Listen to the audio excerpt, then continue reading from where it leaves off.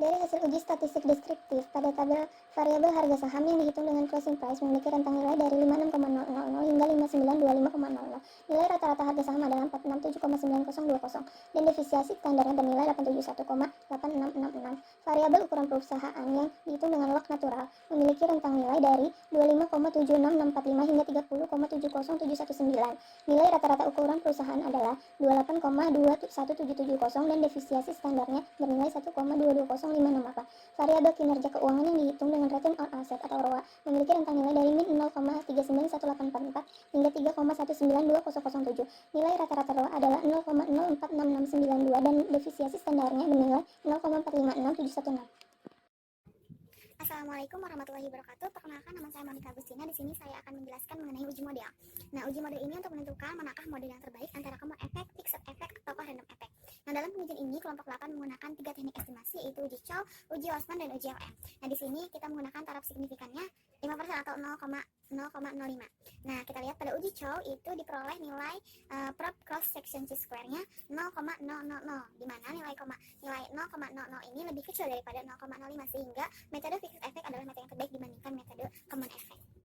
Nah, selanjutnya di uji Hostman diperoleh nilai P value atau probability-nya itu 0,8062, di mana nilai 0,8062 ini lebih besar daripada 0,05, sehingga metode random effect adalah metode yang terbaik daripada metode fixed effect. Yang terakhir uji LM. Nah, pada uji LM diperoleh nilai probability-nya sebesar 0,0012. Nah, di mana nilai 0,0012 ini lebih kecil daripada nilai 0,05, sehingga metode random effect adalah metode estimasi yang terbaik dalam uji model. Assalamualaikum warahmatullahi wabarakatuh. Perkenalkan, nama saya Tiara Karina Putri. Di sini saya akan menjelaskan uji asumsi klasik.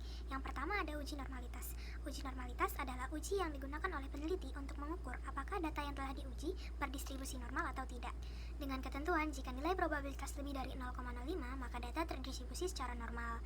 Pada sampel ini nilai probabilitasnya 0,730620, di mana nilai tersebut lebih dari 0,05. Itu menunjukkan data terdistribusi secara normal. Selanjutnya adalah uji multikolinearitas. Uji multikolinearitas yang dilakukan pada sampel tidak ada korelasi silang yang bernilai lebih dari 0,09. Itu menunjukkan pada sampel ini tidak terdapat masalah multikolinearitas. Selanjutnya adalah uji heteroskedastisitas. Uji heteroskedastisitas pada penelitian ini menggunakan uji Gleiser dengan ketentuan apabila nilai probabilitas chi-square lebih dari 0,05, maka tidak terjadi gejala heteroskedastisitas. Pada tabel dapat kita lihat nilai probabilitas chi-square yaitu 0,2674, di mana nilai tersebut lebih dari 0,05. Itu menunjukkan pada penelitian ini tidak terdapat gejala heteroskedastisitas. Selanjutnya adalah uji autokorelasi dengan menguji Durbin Watson. Berdasarkan hasil pengujian autokorelasi, nilai Durbin Watson yaitu 1,90220. Selanjutnya, nilai tersebut dibandingkan dengan nilai tabel Durbin Watson signifikasi 0,05 dengan jumlah sampel sebanyak 51 dan jumlah variabel independen sebanyak 1 variabel atau K sama dengan 1. Diperoleh nilai DL sebesar 1,5086 dan DU sebesar 1,5884. Maka dalam penelitian ini dapat dibuktikan bahwa nilai DW terletak lebih dari DU. Maka 1,902220 lebih besar dari 1,5884. Berdasarkan pengujian tersebut, dapat disimpulkan bahwa persamaan pada penelitian ini tidak terdapat atau tidak terjadi autokorelasi.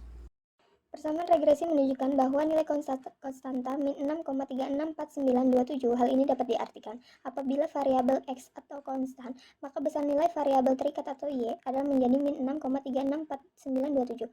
Koefisien regresi variabel pengaruh ukuran perusahaan atau X sebesar 0,422640 menunjukkan bahwa jika variabel ukuran perusahaan meningkat sebesar satuan, maka akan menaikkan harga saham sebesar 42% dengan ketentuan variabel lain tetap. Koefisien regresi variabel kinerja keuangan atau Z sebesar min 0,075845 menunjukkan bahwa jika variabel kinerja keuangan meningkat sebesar satuan, maka akan menurunkan harga saham sebesar 0,075845 atau 75% dengan ketentuan variabel lain tetap. Uji hipotesis. Nah, dalam pengujian ini kelompok 8 menggunakan 2 uji, yaitu uji T dan uji E. Nah, kita lihat di uji T itu berdasarkan dengan analisis regresi data panel yang menunjukkan bahwa nilai T hitung atau T statistiknya untuk independen X atau ukuran perusahaan adalah sebesar 3,600845. Nah, sementara nilai T tabelnya itu 1,67591. Nah, yang berarti bahwa nilai T terhitung itu lebih besar daripada nilai T tabel. Nah, selanjutnya diperoleh nilai probabilitas atau probability-nya itu sebesar 0,0008, di mana nilai 0,0008 ini lebih kecil daripada 0,5. Sehingga dengan demikian hipotesis diterima. Nah, hal ini mengatakan bahwa ukuran perusahaan atau X itu berpengaruh signifikan terhadap harga saham atau Y.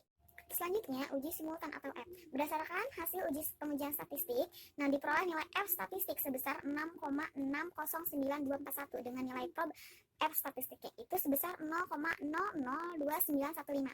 Nah, di mana nilai 0,002915 ini kurang dari 0,05.